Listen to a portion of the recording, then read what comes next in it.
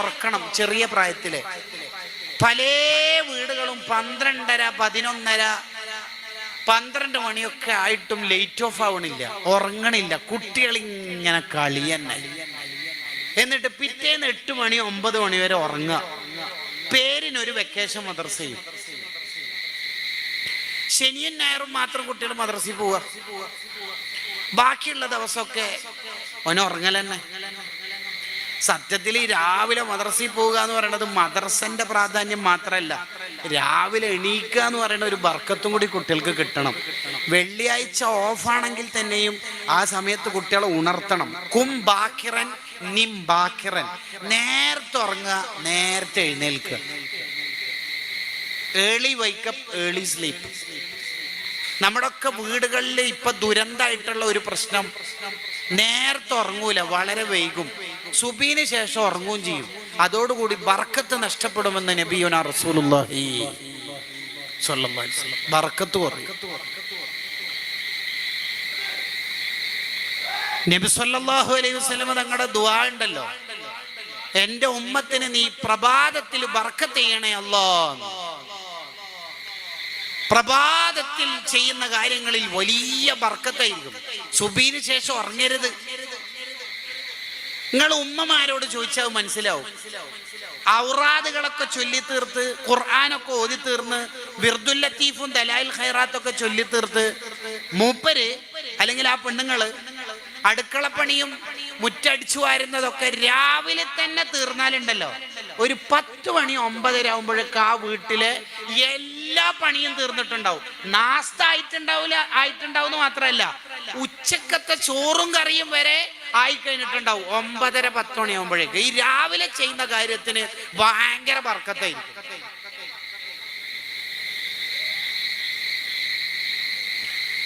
ഇനി രാവിലെ തന്നെ ഉറങ്ങിക്കൂടി ഗൾഫിന്റെ കൾച്ചറൊക്കെ നാട്ടിലേക്ക് കൊണ്ടുവന്ന ആളാണെങ്കിൽ, ഗൾഫിൽ നിന്ന് വന്ന കുറേ സാധനങ്ങളാണ് കസേര നിസ്കാരം, രാവിലത്തെ ഉറക്ക്, പാതിര വരെ 12:30 വരെ ഇങ്ങനെ കുട്ടികളെയും കൊണ്ട് കളിപ്പിക്കുക. ഇതൊക്കെ ഗൾഫിൽ നിന്ന് ഏതാ ഫ്ലൈറ്റ് എന്ന് ഓർമ്മയില്ല, ആടുന്ന് കയറി വന്നതാ.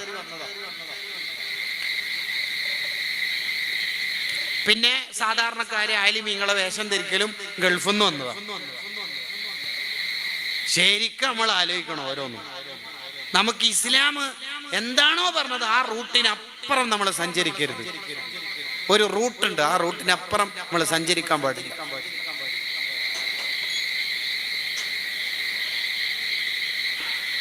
രാവിലെ ഉറങ്ങി ഒരു 9:30 10 മണിക്ക് അടുക്കള പണിക്കും വീട്ടു ജോലിയിലും ഇടപെട്ട സ്ത്രീയാണെങ്കിൽ ഉച്ച 3:30 4 മണിയായാലും പറയും, അടുക്കളപ്പണി എടുത്തിട്ട് നടുവോടിന് എത്ര കാലാന്ന് റബ്ബേ. ഒരിക്കലും ഒന്നും പൂർത്തിയാവില്ല. ഒരു എഞ്ചിനീയർ അയാൾ രാവിലെ തന്നെ മൂപ്പരുടെ 5 സൈറ്റിൽ പോയി വന്ന് ഒരു 11 മണിയാകുമ്പോൾ വീട്ടിലെത്തിയിട്ട് പറയും, ഇന്നത്തെ ഡ്യൂട്ടിയൊക്കെ കഴിഞ്ഞു, എല്ലാം കഴിഞ്ഞു. ഒരു 10 10:30 11 മണിയാകുമ്പോൾ എല്ലാം കഴിഞ്ഞിട്ടുണ്ടാവും. ഉറങ്ങി ഒരു 8:30 9:00 10 മണിക്ക് എണീറ്റിട്ടാണ് പോയതെങ്കിൽ മഗ്‌രിബിനും 3ാമത്തെ സൈറ്റിലുണ്ട് അത്രേ, ഇനിയും 2 സൈറ്റിൽ പോകുന്നത്, അത് പെൻഡിങ്ങിലാണ്, നാളെ പോവാം. കണ്ടോ, എന്റെ ഉമ്മത്തിന് രാവിലെ ബർക്കത്ത് ചെയ്തു എന്ന് പറഞ്ഞത് നുബുവത്തിന്റെ ചുണ്ടോണ്ടാ, റസൂലുള്ള പറഞ്ഞതാ സ്വല്ലല്ലാഹു അലൈഹി വസല്ലം. അതൊരു ബർക്കത്താ. വളരെ വിശദമായി ഇമാം നവവി റഹിമഹുള്ളയുടെ റൂസുൽ മസായിൽ എന്ന കിതാബിലുണ്ട്. അതിൽ പറയുന്നതാണ്, എടോ രാവിലെ വല്ലാത്ത ബർക്കത്തുള്ള സമയമാണ്, അതുകൊണ്ട് രാവിലെ നമുക്ക് എപ്പോഴും എൻഗേജ് ആയിരിക്കണം ഇബാദത്തുകൾ കൊണ്ട്.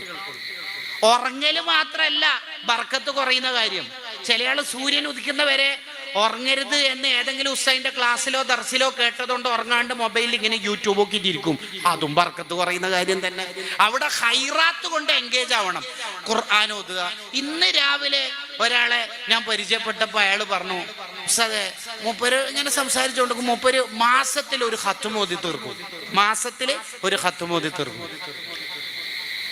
മൂപ്പര് പറയാ, അത് സിമ്പിൾ ആയിട്ടാണ് എനിക്ക് തോന്നിയത്. കാരണം സുബഹിസ്കാരം കഴിഞ്ഞിട്ട് പള്ളിയിൽ നിന്ന് ഒരു ജുസ് ഓതും. ഒരു ജുസ് ഓതാ ആകെ കുറഞ്ഞ സമയമല്ലേ കൊണ്ടുള്ളൂ. എല്ലാ ദിവസവും ഓരോ ജുസ് ഓതി 30 ദിവസം കൊണ്ട് ഒരു ഖത്ത് ഓതി തരും.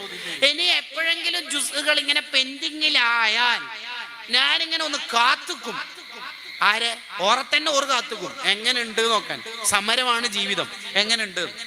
അറബി മാസം 27 വരെ മൂപ്പര് മേക്കപ്പ് ചെയ്ത് പോകുന്നില്ല. 27 20 ജുസ് തീർന്നിട്ട് എങ്കിൽ 27 അന്ന് ഇരുന്നിട്ട് വേറെ വാർത്താനില്ല, അന്ന് ഖത്തം തീർക്കും, 3 ദിവസം ഫ്രീ ആയിരിക്കും. എന്താ രസം കേൾക്കാൻ. ഒരു സാധാരണക്കാരനായ ഒരാൾ ഈ അടുത്ത് കുറച്ച് കാലം മുമ്പ് അയാളുടെ ബൈക്കിൽ ഞാൻ കുറച്ചപ്പുറത്തുള്ള ഒരു 2 സ്റ്റോപ്പ് അപ്പുറത്തുള്ള ഒരു സ്ഥലത്തേക്ക് പോയി.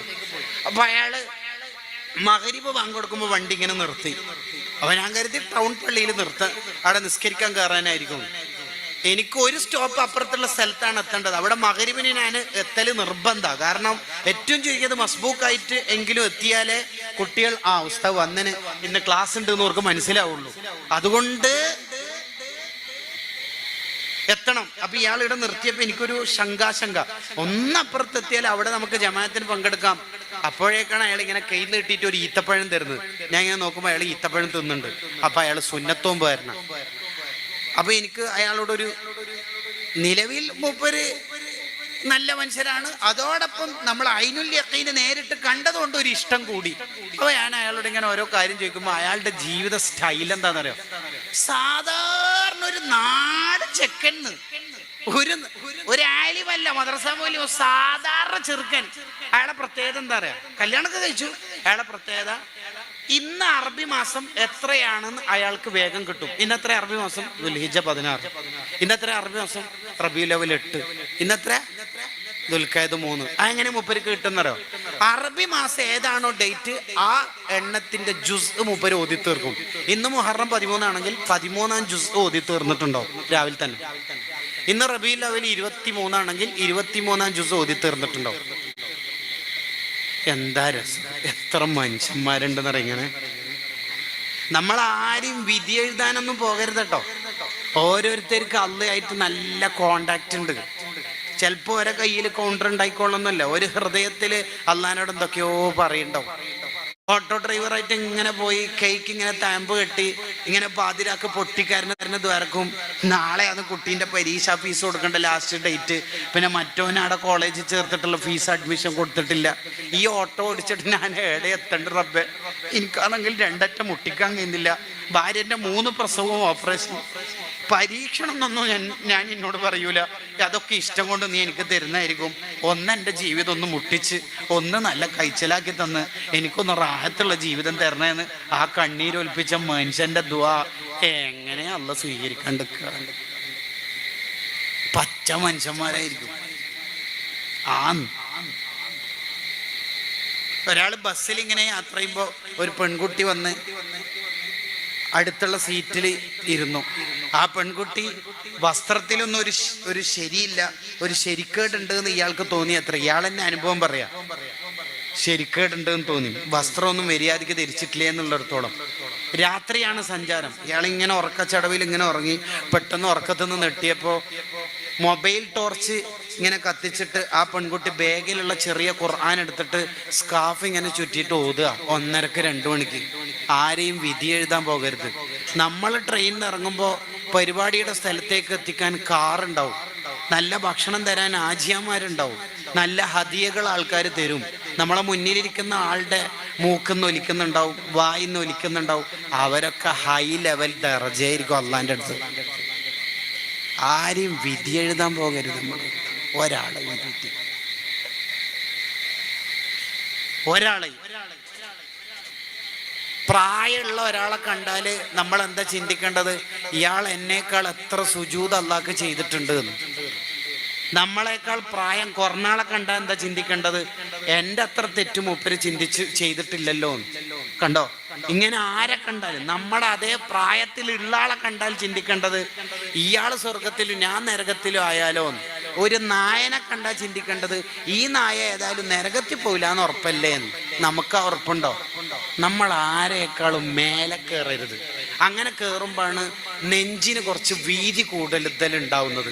നോട്ടീസിൽ എൻ്റെ പേര് വരണം, സ്വാഗതത്തിൽ എന്നെ പറ്റിയിട്ട് പറഞ്ഞത് കുറച്ച് കുറഞ്ഞു പോയി എന്നൊക്കെ തോന്നണത്. ഇതിനു വേണ്ടിയിട്ടാണല്ലോ ഇപ്പോഴത്തെ സംഭാവന. ജീവിക്കുന്നതന്നെ അതിനു വേണ്ടിയിട്ടല്ലേ അല്ലേ? സിദ്ദീഖ് റളിയല്ലാഹുവിനോട് നബി സല്ലല്ലാഹു അലൈഹി വസല്ലം പറഞ്ഞല്ലോ, മാ നഫഅനി മാലു ഖത്തു മാ നഫഅനി മാലു അബൂബക്കർ. അബൂബക്കറിന്റെ സ്വത്ത് ഉപകാരപ്പെട്ട അത്ര എനിക്ക് ഒരാളുടെ സ്വത്തും ഈ ഭൂമിയിൽ ഉപകാരപ്പെട്ടിട്ടില്ല. അന്നേരം സിദ്ദീഖ് റളിയല്ലാഹു ഒറ്റ കരച്ചില്. ശരിക്കും സിദ്ദീഖ് റളിയല്ലാഹു ചിരിക്കലേ വേണ്ടി, സന്തോഷം കൊണ്ട് ഒറ്റ കരച്ചില്. എന്താ സിദ്ദീഖ് കരയണത്? എൻ്റെ അബൂബക്കറിന്റെ സ്വത്ത് എന്ന് പറയേണ്ടില്ലായിരുന്നു നബിയെ. അബൂബക്കറിന് അങ്ങനെ പ്രത്യേകിച്ച് സ്വത്തൊന്നുമില്ല. അബൂബക്കറിന്റെ സ്വത്തും അബൂബക്കറും തന്നെയും റസൂലുള്ളാഹിക്കുള്ളതല്ലേ, ഇഷ്ടംപോലെ പ്രവർത്തിക്കാലോ. എന്തിനാ അബൂബക്കർ എന്ന് പറഞ്ഞത്? നമ്മളെ നാട്ടിൽ അബൂബക്കർ ഹാജി കഴിഞ്ഞ കൊല്ലം 10,000 തന്നിട്ട് ഇക്കൊല്ലം തരാത്തത് അന്നത്തെ മജ്ലിസിൽ ആദരിക്കാത്തോണ്ട്, സ്റ്റേജുമേൽ കസേര ഇല്ലാത്തോണ്ട്, നോട്ടീസിൽ വെണ്ടക്കാക്ഷരത്തിൽ എഴുത്തില്ലാത്തോണ്ട്. നമ്മളും സിദ്ദീഖ് റളിയല്ലാഹു എന്താ ബന്ധം? തലക്കനം കുറച്ച് ഒഴിവാക്ക്. തലക്കനം ഞാൻ ബഹുമാനിക്കേണ്ട ആളാണ് എന്ന് ചിന്തിച്ചോണ്ടല്ലേ എന്നെ ബഹുമാനിച്ചിട്ടില്ല എന്ന് തോന്നുന്നത്. നമ്മൾ ആലോചിച്ച് നോക്കിയേ, ആഖിറത്തിൽ കോടിക്കണക്കിന് മനുഷ്യന്മാരിൽ ഏറ്റവും ഫസ്റ്റ് നരകത്തിലേക്ക് വിളിക്കുന്നത് നമ്മളെയാണെങ്കിലോ? അങ്ങനത്തെ നമ്മളെയാണോ ഈ നാട്ടുകാർ ബഹുമാനിക്കേണ്ടത്? ആണോ? നമ്മളൊരു ക്ലാസ്സിലേക്ക് കയറുമ്പോൾ സ്റ്റുഡൻസ് എണീറ്റുന്നു, നിഷ്കളങ്കരായ 1ാം ക്ലാസ്സിലെ കുട്ടികൾ എണീറ്റുന്നു. അതുകൊണ്ട് എന്താ ഇപ്പോൾ കിട്ടിയത്? ആ കുട്ടികൾക്ക് ഉസ്താദിനെ കണ്ടാൽ എണീറ്റിക്കണം എന്നുള്ള സുന്നത്തിന്റെ കൂലി കിട്ടി. നമുക്കെന്തപ്പോ കിട്ടിയ? ആകെ നമ്മൾ ആരെയും വിധി എഴുതാൻ പോകരുത്. ഈമാൻ കിട്ടാത്ത ഒരാൾ, അയാളെ നിന്ദിക്കാൻ പറ്റോ? ഒരു അമുസ്ലിമിനെ ഗീബത്ത് പറയാൻ പറ്റോ ഇസ്ലാമിൽ? പാടില്ല, ഹറാമാണെന്ന് ഇബ്നു ഹജർ തങ്ങൾ പറഞ്ഞല്ലേ. ഒരാളെയും പറയാൻ പാടില്ല. യഥാർത്ഥ മുസ്ലിം എന്ന് പറഞ്ഞാൽ ആരാ? നിസ്കാരത്തേമ്പ് ഉണ്ടാവുക എന്നാണോ മുസ്ലിമിന്റെ അടയാളം? കയ്യിൽ കൗണ്ടർ ഉണ്ടാവുക എന്നുള്ളതാണോ ഇസ്ലാമിന്റെ അടയാളം? എന്താ ഇസ്ലാം പറയണത്? അൽ മുസ്ലിമു മൻ സലിമൻ നാസു മിൻ ലിസാനിഹി വയദിഹി. ഒരാൾ യഥാർത്ഥ മുസ്ലിം ആകുന്നത് ഏതു മനുഷ്യനും അയാളിൽ നിന്ന് നിർഭയത്വം ഉണ്ടാവണം. അയാളുടെ കൈ കൊണ്ടോ നാവ് കൊണ്ടോ ഒരു ഉപദ്രവവും ഒരു മനുഷ്യനും, അത് മതമുള്ള ആളാവട്ടെ ഇല്ലാത്ത ആളാവട്ടെ, യുക്തിവാദിയാവട്ടെ മതമുള്ള ആളാവട്ടെ, ഏതു മനുഷ്യനായാലും അവനെ കൊണ്ട് ഒരു ഉപദ്രവവും ആർക്കും ഇല്ലെങ്കിൽ അയാൾ മുഅ്മിനാ. അതാണ് റംലി ഇമാമിന്റെ വാപ്പ വഫാത്തായപ്പോ റംലി ഇമാം പറഞ്ഞല്ലോ, എൻ്റെ വാപ്പ വഫാത്തായിട്ടുണ്ട്, നിങ്ങളെല്ലാവരും ജനാസസ്കരിക്കാൻ വരണം. എൻ്റെ വാപ്പാന്റെ പ്രത്യേകത, വാപ്പ ജീവിതത്തിൽ ഒരാളെയും ഒരു ബുദ്ധിമുട്ടിലും ഒരാളെയും ഒരു നൽകും ബുദ്ധിമുട്ടിക്കാത്ത ആളാണ്. അങ്ങനെ സർട്ടിഫിക്കറ്റ് നമ്മളൊക്കെ വാങ്ങിയിട്ട് ഖബറിലേക്ക് പോകണം. നമ്മളെക്കുറിച്ച് ഒരാളും പരാതി പറയുന്ന ഒരവസ്ഥ ഉണ്ടാവരുത്. അത് മനുഷ്യൻ മാത്രമല്ല, പൂച്ചനെ കെട്ടിയിട്ടതിന്റെ പേരിൽ നരകത്തിൽ പോയിട്ടില്ലേ ഒരു പെണ്ണ്? നായക്ക് വെള്ളം കൊടുത്ത പെണ്ണ് സ്വർഗത്തിലെത്തിയിട്ടില്ലേ? വഴി യാത്രക്കാർക്കെല്ലാം തടസ്സമാകുന്ന മരത്തിന്റെ ഒരു കൊമ്പ് വെട്ടിയതിന്റെ പേരിൽ ഒരാൾക്ക് ദോഷം പുറത്തു കൊടുത്തില്ലേ അല്ലാഹു? ഇല്ലേ? അതുകൊണ്ടല്ലേ മഹാന്മാര് വീട്ടിൽ എലിയുടെ ശല്യം ഉണ്ടായപ്പോൾ ആരോ പറഞ്ഞു പൂച്ചനെ വാങ്ങിയാൽ മതി. പൂച്ചനെ വാങ്ങിയാൽ എലിയുടെ ശല്യം പോകും. അങ്ങനെ പോവുക? ഈ പൂച്ചനെ പേടിച്ചിട്ട് എലിയൊക്കെ പോകുന്നു. ഈ എലി എൻ്റെ അയൽവാസിയുടെ വീട്ടിലേക്കല്ലേ പോവുക, അപ്പൊ അവർക്ക് ശല്യാവൂലേ? വേണ്ട, ഞാൻ സഹിച്ചോളാം. കണ്ടോ അവരുടെ ഒക്കെ ജീവിതം കണ്ടോ? മാലിക് ബിൻ ദീനാർ റളിയല്ലാഹു അൻഹു, സഹ്ല ബിൻ അബ്ദുല്ലാഹി തുസ്തരി റളിയല്ലാഹു അൻഹു, അവരുടെ ഒക്കെ ചരിത്രത്തിൽ കാണാം. അവരുടെ അയൽവാസി ഒരു അമുസ്ലിമായ സഹോദരനാണ്.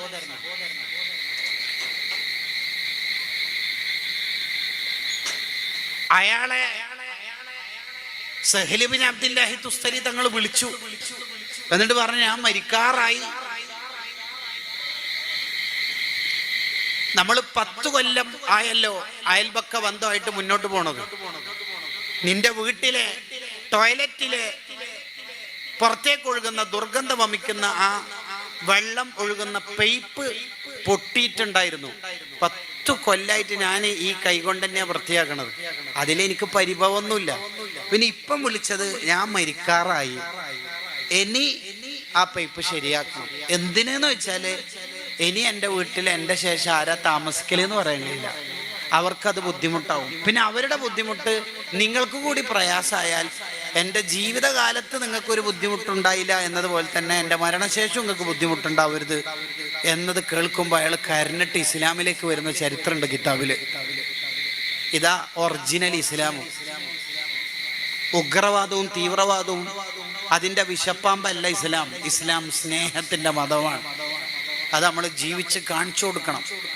നമ്മളെ മക്കൾക്ക് അത് പഠിപ്പിച്ചു കൊടുക്കണം. ഞാൻ എൻ്റെ വിഷയത്തിലേക്ക് തന്നെ തിരിച്ചു വരികയാണ്. രാവിലെ നേരത്തെ എഴുന്നേൽക്കുന്ന ശീലം മക്കളിൽ രൂപപ്പെടുത്തണം. രാത്രി നേരത്തെ ഉറങ്ങുന്ന സ്വഭാവം നമ്മളിലെ മക്കളിൽ ഉണ്ടാക്കണം. ഇന്നത്തെ വാഴ് കഴിഞ്ഞിട്ട് പോകുമ്പോൾ നല്ല വാഴട്ട രണ്ടും ഉസ്താദിന്റെ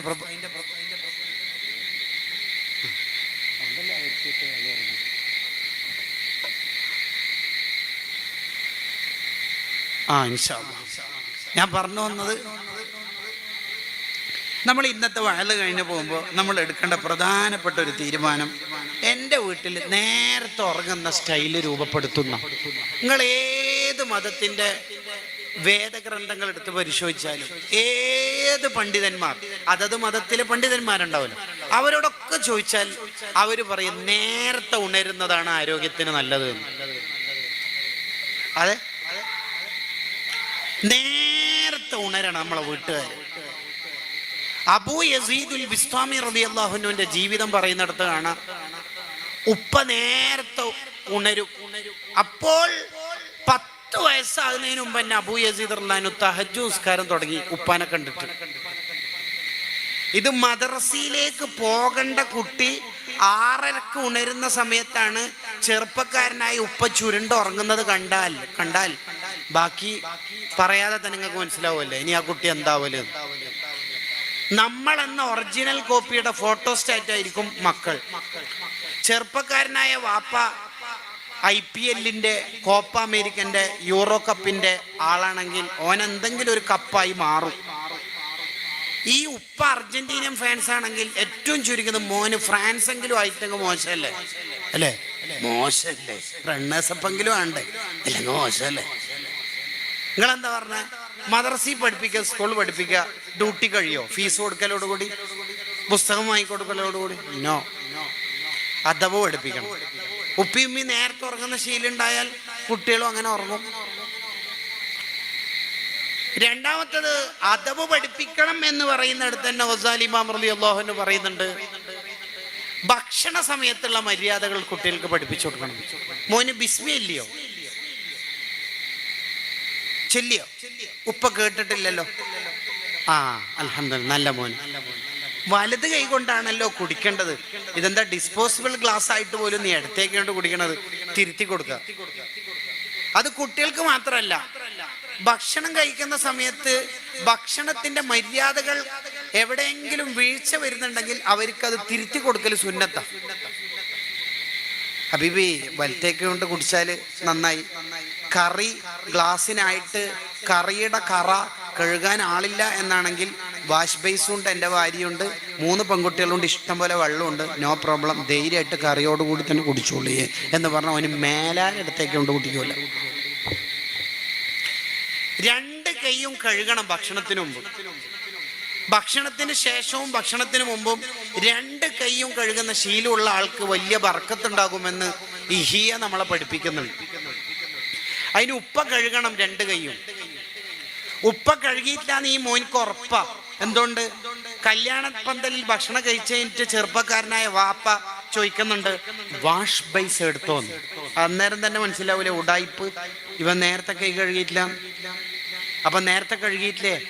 പിന്നെ തിരക്കും, പിന്നെ കല്യാണം കുറേ ആളുമായതുകൊണ്ട് എനിക്ക് പെട്ടെന്ന് പോകാനുണ്ട്, പിന്നെ ഇന്ന് ഞാൻ നാസ്ത കഴിക്കാണ്ട് ഇവിടെ വന്ന എന്നെ ഫുഡ് ജമ്മും കസറാക്കി അങ്ങനെ അടിച്ച് ചാമ്പ കൈയൊന്നും കഴുകാൻ നേരം കിട്ടിയിട്ടില്ല.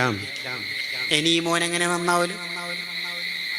അപ്പൊ വേറൊരു ഉടായിപ്പ് മറുപടി, എന്തേ കൈ കഴുകിയ ഉസ്താദ് എങ്ങനെ? അവിടെ കുടിക്കാൻ കൊണ്ടുവച്ച ജഗ്ഗിലുള്ള വെള്ളം കൊണ്ട് ഞാൻ എവിടെ പോയി നിങ്ങൾക്ക് മനസ്സിലായില്ല? ഇപ്പോൾ കഴുകാൻ ജീരക വെള്ളം കൊണ്ടും കരിങ്ങാല് വെള്ളം കൊണ്ടൊന്നും കൈ കഴുകിയ സുന്നത്തിട്ടൂല. ഒന്നോടുക്കാൻ പറ്റുന്ന വെള്ളം കൊണ്ടാണ് കൈ കഴുകേണ്ടത്. ഐസ്ക്രീം കൊണ്ടും സവനപ്പ് കൊണ്ടാ കൈ കഴുകല്. ഇതൊക്കെ അതൊക്കെ ഉപ്പാനെ കണ്ടിട്ട് പഠിക്കണം, ഉമ്മാനെ കണ്ടിട്ട് മക്കൾ പഠിക്കണം. ഒക്കെ പഠിപ്പിച്ചു കൊടുക്കുക. ഷെയർ ചെയ്യാൻ പഠിപ്പിക്കണം മക്കൾക്ക്. ഒരു ചോക്ലേറ്റ് കിട്ടി കുട്ടിക്ക്, അപ്പൊ നമ്മൾ കൊടുക്കുമ്പോ തന്നെ പറയാ അനുജനും കൊടുക്കണം എന്ന്. അപ്പൊ നിങ്ങൾക്ക് തോന്നുന്നു ഞാൻ 2 എണ്ണം വാങ്ങിയിട്ട് വന്നാൽ പോരെ. 2 എണ്ണം വാങ്ങേണ്ട സന്ദർഭം ഉണ്ടാവും, വാങ്ങാം, പ്രശ്നമില്ല. നിങ്ങൾ എപ്പോഴും 2 പീസ് വാങ്ങരുത്, ഒന്നും വാങ്ങണം. എന്തിന്? ഓനിക്കും ജീവിതത്തിൽ ഷെയർ ചെയ്യണമെന്ന് പഠിപ്പിക്കണം. ഇല്ലാത്ത ആൾക്ക് കൊടുക്കണമെന്ന് ഭാവിയിൽ ഒരു പാരസ്പര്യ ബോധം ഉണ്ടാവണമെങ്കിൽ ബ്ലൂടൂത്ത് ഹെഡ്സെറ്റ് എന്നും റീൽസ് എന്നൊക്കെ ഒന്ന് ഇറങ്ങിയിട്ട് അവനവനിസത്തിന്റെ ലോകത്തുനിന്ന് പാരസ്പര്യ ലോകത്തേക്ക് എത്തണമെങ്കിൽ ചെറുപ്പത്തിൽ തന്നെ അനുജനും ചിക്കന്റെ പീസ് കൊടുക്കണമെന്ന് പഠിപ്പിച്ചു കൊടുക്കണം. നമ്മൾ ഒരു ചോക്ലേറ്റ് കൊടുക്കുക, എന്നിട്ട് പറയാ ഇത്താത്തക്കും അനുജനും കൊടുക്കണം, വലുതന്നെ ഉപ്പ വാങ്ങിയിട്ടുണ്ട്, മോൻ കൊടുക്കുമല്ലോ, ഇതാ അവർക്ക് കൊടുക്കണേന്ന് പറയാം. ഉപ്പ നോക്കുന്നില്ല എന്ന് അഭിനയിച്ചിട്ട് നോക്കുകയും വേണം. വെരി ഗുഡ്, നല്ല മോൻ. അല്ലാതെ എന്തല്ല, ഉപ്പ ചോക്ലേറ്റ് ഉണ്ടോ, ചോക്ലേറ്റ് ഉപ്പാന്റെ കീശയിലുണ്ട്, ഇപ്പം എടുത്താൽ ഇവിടെയുള്ള ജ്യേഷ്ഠൻ്റെ അനുജൻ്റെ മക്കൾക്ക് കൊടുക്കേണ്ടി വരും, ഇപ്പം എടുക്കേണ്ടതില്ല, ഇപ്പം വേണമെങ്കിൽ നിനക്ക് ഞാൻ തരാം, നീ ജീൻസ് കീശൻ്റെ വേക്കിലത്തെ കീശയിൽ ഇട്ടിട്ട് വേഗം മേലെ റൂമിൽ പോയിട്ട് ഡ്രസ്സ് ഇടുന്ന കൊട്ടൻ്റെ വേക്കിൽ നിന്നിട്ട് ഫുള്ള് തിന്നിട്ട് ടിഷ്യൂ കൊണ്ട് വായ തുടച്ചു കൊടുത്തിട്ട് വാ വയിലേഹ് തുർജഊൻ സദഖല്ലാഹ്. എന്താ നീ പറഞ്ഞതടാ ഹയവാന്? എത്തപ്പ പറഞ്ഞത്? എന്താ ഇപ്പൊ പറഞ്ഞത്? എന്താ ഇപ്പൊ ആ മോനോക്ക് പഠിപ്പിച്ചു കൊടുത്തത്? ആ മോനിക്ക് നിന്നിലൂടെ എന്താ ഇപ്പൊ കിട്ടിയത്? ആ കുട്ടി ഇനി അവനവനസത്തിലേക്ക് ഒതുങ്ങിക്കൂടും.